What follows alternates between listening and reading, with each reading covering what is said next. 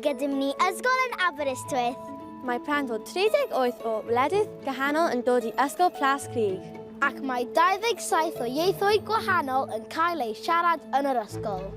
Enw ein Carol yw Brenin yr Ior. Mae'n garol hwyliog iawn ac yn adrodd hanes y noson arbennig hynny. Mwynhewch! Resitio. Siawn sio. Dobrej zabawy. Jestem Tao.